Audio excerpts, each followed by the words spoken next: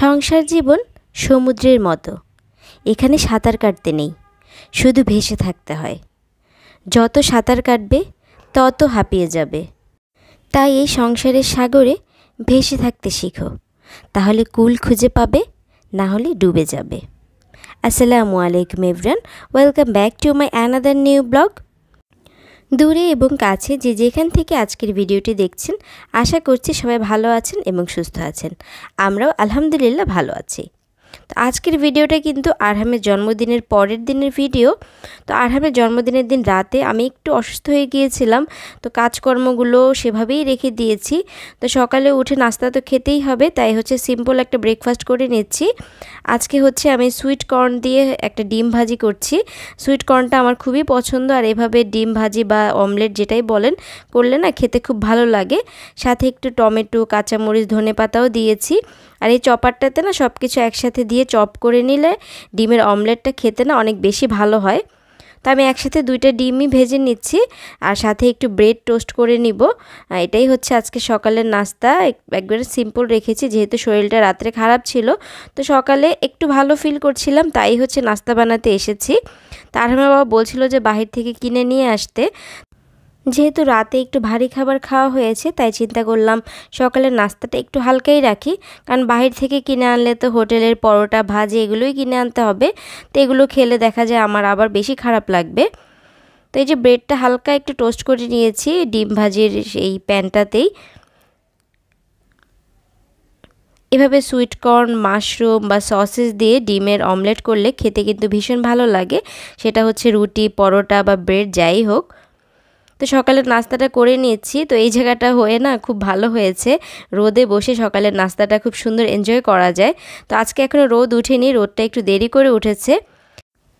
রাতের বেলা শরীর বেশি খারাপ হয়ে যাওয়ার কারণে থালা বাসন কিন্তু কিচ্ছু ধুতে পারিনি, সব কিছু এমনিতেই জমিয়ে রেখেছিলাম। তো হালকা পাতলা যেগুলো ছিল ওগুলি ধুয়ে রেখেছিলাম, আর ভারী ভারী থালা বাসনগুলো রেখে দিয়েছিলাম। চিন্তা করেছি সকালবেলা আমার বাসায় যে কাজ করে আপা, উনি আসলে ওনাকে দিয়ে ধোয়াবো, কিন্তু সেই আশাই থেকে গেল, কারণ আজকে আপা আসবে না। অনেকক্ষণ অপেক্ষা করেছি, সকালবেলা নাস্তা করে নিয়েছি, চিন্তা করেছিলাম নাস্তার পরে চলে আসবে, কিন্তু দেখলাম তারপরেও আসছে না। তো এখন আর অপেক্ষা করে লাভ নেই, নিজের কাজ নিজেরই করতে হবে। আসলে এই সংসার জীবনে কারো উপরেই ভরসা করতে নেই। স্বামী, সন্তান যাই বলুন, আমাদের বাসায় যারা কাজ করে তাদের উপরে ভরসা করতে গেলে দেখা যায় সংসারের সব কাজ এমনিতেই রয়ে যাবে। তো কারো উপরে ভরসা না করে নিজের হাত আর নিজের পায়ের উপরে ভরসা করতে হবে, কারণ আপনি ছাড়া আপনার সংসারটাকে কেউ সুন্দরভাবে সামলে রাখতে পারবে না। তো কিছুই করার নেই, অপেক্ষা করে তারপরে সবগুলো থালা বাসন এক এক করে আমিই ধুয়ে নিচ্ছি, কারণ এগুলো রেখে দিলে আমার কাছে সারাদিন অন্য কাজ করতে পারবো না। আর থালা বাসন আমি কখনোই জমিয়ে রাখি না, রাতের বেলা যতই কষ্ট হোক আমি ধুয়ে ফেলি। কিন্তু কালকে যেহেতু একটু বেশি খারাপ লাগছিল আর ধুতে পারছিলাম না, তো আরহামের বাবা বলছিল যে ধুয়ে দিবে, তো ভাবলাম যে এত বড় বড় হাঁড়ি পাতিল ও নিজেও পারবে না, তো এর জন্যই রেখে দিয়েছিলাম। তো রেখে দিয়ে আমার আরও বিপদ হলো, এখন আমার কাজ আরও ডবল করতে হচ্ছে। তো চিন্তা করলাম যে রাতের বেলা করে ফেলাই দরকার ছিল, তাই সকালে একটু পরিশ্রমটা কম হতো। তো এখন সব কিছু আমি ধুয়ে ছড়িয়ে দিচ্ছি, পানিটা যাতে শুকিয়ে যায়। টুকটাক থালা বাসন ধুয়ে ফেলেছিলাম রাতেই, এখন বড় বড় হাঁড়ি আর সকালে নাস্তা করেছি এগুলো, নাস্তা রেডি করেছি, এই সব কিছুই এখন ধুয়ে নিচ্ছি। আমাদের বাসায় যারা হেল্প করে তারা না এরকমই করে, যখন দেখবেন আপনার কোনো একটা বিশেষ প্রয়োজন হবে, বিশেষ একটা কাজের দরকার হবে, তখনই না তারা বন্ধ দিয়ে দেয়। এর জন্য ভালো লাগে না, মাঝে মাঝে ইচ্ছা করে যে কাজের কোনো লোক রাখবো না, কিন্তু তারপরেও রাখতে হয়, কিছু করার নেই, কারণ একা একা পুরোটা সংসার সামলানো আমার জন্য একটু কষ্টদায়ক হয়ে যায়। আরহাম যদি বড় হতো তাহলে ভিন্ন কথা ছিল, কারণ আরহাম তখন আমার কথা শুনতো বা বুঝতো, আমি যে কোনো টাইমে যে কোনো কাজ করতে পারতাম। কিন্তু এখন যেহেতু ছোট, আর আমার বাসাটাও কিন্তু মোটামুটি বেশ বড়, আমার একার পক্ষে সম্ভব হয় না সব কাজ করা। তো আমার কাজের আপাও কিন্তু শুধু একটা কাজই করে, মানে ঘর মুছে, শুধু ঘর মোছার জন্যই আপাকে রাখা। আর যেহেতু ওয়াশিং মেশিন আছে, কাপড় চোপড় কিন্তু আমি ওয়াশিং মেশিনেই ওয়াশ করি। আর মাঝে মাঝে আপা অন্য টুকটাক কাজ করে দেয়, তো সেটার জন্য আমি আলাদা ওনাকে পে করি। তো ক্যাবিনেট থেকে যা যা নামিয়েছিলাম, প্লেট, বাটি, এগুলো আমি শুকনা কাপড় দিয়ে পরিষ্কার করে তারপর রেখে দিচ্ছি জায়গা মতো।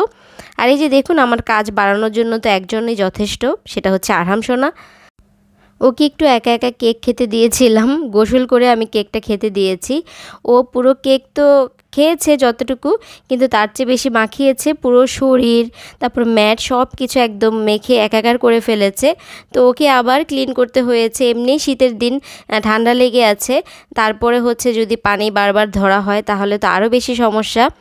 তো এই যে ওকেও পরিষ্কার করে আমার রান্নাঘরটাও মোটামুটি ক্লিন করে নিয়েছি, যেহেতু আজকে রান্নাবান্না নেই দুপুরে, কারণ হচ্ছে কালকের টুকটাক অনেক খাবারই আছে, তো দুপুরে ওটা দিয়ে আমার হয়ে যাবে। আরহামের জন্য হালকা পাতলা কিছু করব। তো একজন আপুর প্রায় সময় প্রশ্ন থাকে আরহামকে সাথে নিয়ে আমি কিভাবে কাজ করি।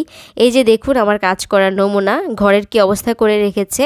তো আমি যখন কাজ করি আমি না তখন ওকে বাধা দেই না যে ঘর নোংরা করে করুক, আমার হচ্ছে রান্নাঘরের কাজটা অন্তত আগে শেষ করি। মাঝে মাঝে দেখা যায় টিভি দিলে একটু বসে থাকে, কিন্তু তা না হলে সব খেলনা এভাবে ফ্লোরে ছড়িয়ে রাখবে। সারাদিনে যে কতবার আমার ওর খেলনা গুছাতে হয় তার কোনো হিসেব নেই। তো এই যে ওকে একটু এখন টিভি দিয়ে আমি হচ্ছে কাজগুলো গুছিয়ে নিচ্ছি, সব খেলনা আমি গুছিয়ে রাখলাম, কারণ এই খেলনাগুলো না খেলবে না ও বেশিক্ষণ, কিন্তু সব ছড়িয়ে ছিটিয়ে সারা ঘর করে রাখবে। তো মোটামুটি হচ্ছে আমি ড্রয়িং রুমটাও গুছিয়ে নিয়েছি, যেহেতু আপা আসবে না আজকে আর ঘর মোছা হবে না, কিন্তু রান্নাঘরের অবস্থা একদম বেহাল। তো আমি হচ্ছে রান্নাঘরটা সহ আর ঘরের সামনের রুমটাও একটু মপ করে নিব, কারণ হচ্ছে ড্রয়িং রুমটাও অনেক বেশি ময়লা হয়ে গিয়েছিল। তো রান্নাঘরটা কিন্তু প্রত্যেক দিন মপ না করলে একদমই হয় না, প্রত্যেক দিন তো শুধু একবার না দু একবারই করতে হয়। আপা করে যাওয়ার পরেও কিন্তু আমার যখন রান্নাবান্না শেষ হয়ে যায় তখন কিন্তু আরেকবার মপ করে নেই। ছোট বাচ্চা ঘরে থাকলে কিন্তু এভাবেই কাজ করতে হয়, আর বাচ্চা থাকলে কিন্তু ঘরটাকে সবসময় পরিপাটিও রাখা যায় না। তো চেষ্টা করি সবসময় একটু গুছিয়ে রাখার, কিন্তু সবসময় সেটা হয় না। হয়তোবা ক্যামেরায় আপনাদের সামনে সবসময় পরিপাটি জিনিসটাই দেখেন, কিন্তু এর বাহিরে কতটা পরিশ্রম যে করতে হয় সেটা একমাত্র আমি আর আল্লাহই জানে। তো অনেক বেশি ক্ষুধা পেয়ে গিয়েছিল, তো এর জন্য আমি হচ্ছে লাঞ্চটা করে নিচ্ছি। তো এখানে হচ্ছে আমার রান্না করা তেহারি আর ডিমের কোরমা ছিল, সালাদ করে নিয়েছি আর একটু ড্রিঙ্কস। আমাদের সংসারের কাজগুলো বেশিরভাগই কিন্তু সকাল থেকে দুপুর পর্যন্তই বেশি থাকে, এরপরে কিন্তু কিছুটা সময় একটু রিল্যাক্সে কাটে। তো আমিও দুপুরের লাঞ্চের পরে আরহামকে ঘুম পাড়িয়ে নিজেও একটু কিছুক্ষণ রেস্ট নিয়েছি। তারপরে হচ্ছে এখন বিকেলবেলা আরহাম ঘুমাচ্ছে, আমি উঠে গিয়েছি। তো চিন্তা করলাম আরহাম যেহেতু ঘুমাচ্ছে একটু নিজের মতো কিছু সময় কাটাই।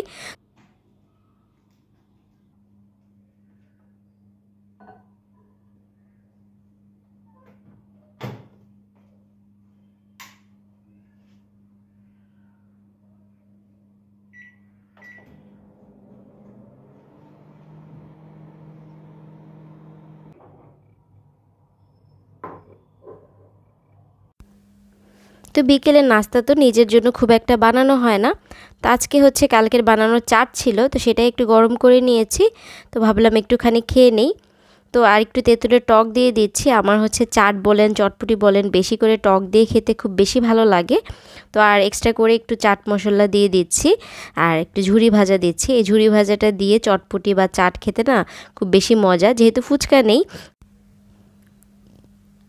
আরহাম যখন ঘুমিয়ে থাকে তখন মনে হয় কোন কাজ রেখে কোন কাজ করব, মানে অবসর বসে থাকতে ইচ্ছা করে না, যেহেতু ঘুমিয়ে আছে মনে হয় যে অনেক কাজ করে নিতে পারবো, কিন্তু মাঝে মাঝে আবার ইচ্ছা করে না একটু নিজের মতো সময় কাটাই।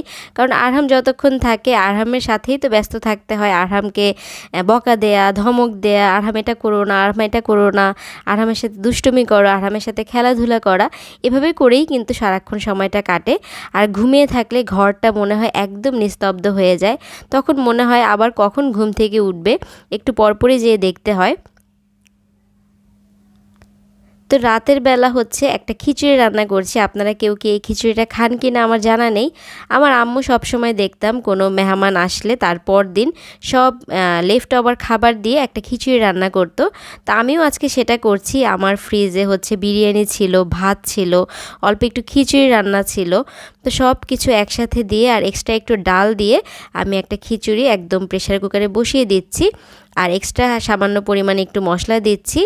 এইভাবে খিচুড়িটা রান্না করলে লেফট ওভার খাবার দিয়ে অনেক বেশি মজার হয়।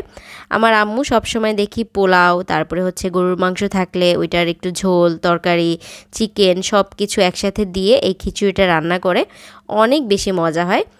তো আমিও করছি। তো আরহামের বাবা বুঝতেও পারে না যে বাসি খাবার দিয়ে করেছি, ওকে বলি যে খিচুড়ি রান্না করেছি, ও এতেই খুশি।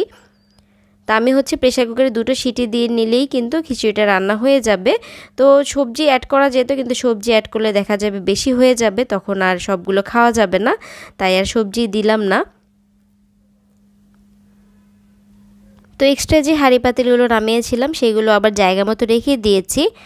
প্রত্যেকটা জিনিস জায়গায় না রাখলে দেখা যায় পরবর্তীতে যখন আবার কাজ করতে যাওয়া হয় তখন কিন্তু ওই জিনিসটা যখন আমি আমার জায়গা মতো খুঁজতে যাই তখন পাওয়া না গেলে খুবই বিরক্তই কাজ করে।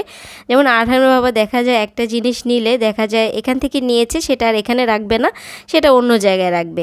তখন আমার কাছে খুব মেজাজ খারাপ হয়। তখন আমি বলি তুমি যেটা যেখান থেকে নেবে সেখানেই রাখবে, আর না হলে কিছু করো না প্লিজ, আমার এটা বিরক্ত লাগে। তো এই যে দেখুন ঘর কিন্তু একটু আগেও অনেক বেশি সুন্দর পরিপাটি করে গুছানো ছিল, আর এই যে আমার আরহাম বাবা যখন উঠেছে ঘর কিভাবে পরিপাটি থাকবে, ঘরকে তো নোংরাই করতে হবে। এই যে দেখুন সোফার সব কুশন নামিয়ে, এমনকি সোফার কাভারের নিচে কিছু কাগজপত্র থাকে ওগুলো সব বের করে সুন্দর ছড়িয়ে ছিটিয়ে রেখে এখানে সে শুয়ে আছে। তো এরকমই করে, আর এভাবেই হচ্ছে আমাদের লাইফটা চলছে। আলহামদুলিল্লাহ ভালোই চলছে। একসময় দেখা যায় আমার ঘর অনেক পরিপাটি থাকবে, সাজানো গোছানো থাকবে, কেউ নোংরা করার থাকবে না, তখন কিন্তু আমরা এই জিনিসগুলো অনেক বেশি মিস করব। তাই না? আরহাম যখন এরকম করে মাঝে মাঝে বিরক্ত হই খুব, তো মাঝে মাঝে আবার মনকে সান্ত্বনা দিই থাক আর কয়েকটা বছরই তো করবে, কিছুদিন পরে এমনিতেই ঠিক হয়ে যাবে, তো তখন আর পরিপাটি জিনিস আর কেউ এলোমেলো করার থাকবে না, আরহামও বড় হয়ে যাবে, আরহামও বুঝে যাবে। তো খিচুড়িটা হচ্ছে আমি পেঁয়াজ দিয়ে একটু ফোড়ন দিয়ে দিয়েছি, আর হচ্ছে ধনেপাতা দিয়ে দিচ্ছি বেশি করে। তো খিচুড়িটা অনেক বেশি মজার হয়েছিল, আপনারাও ট্রাই করে দেখতে পারেন এরকম লেফট ওভার খাবার দিয়ে খিচুড়ি। তো এই যে দেখুন কত ইয়াম লাগছে। তো আজকের মতো বিদায় নিচ্ছি, সবাই ভালো থাকবেন, সুস্থ থাকবেন, আল্লাহ হাফিজ, আসসালামু আলাইকুম।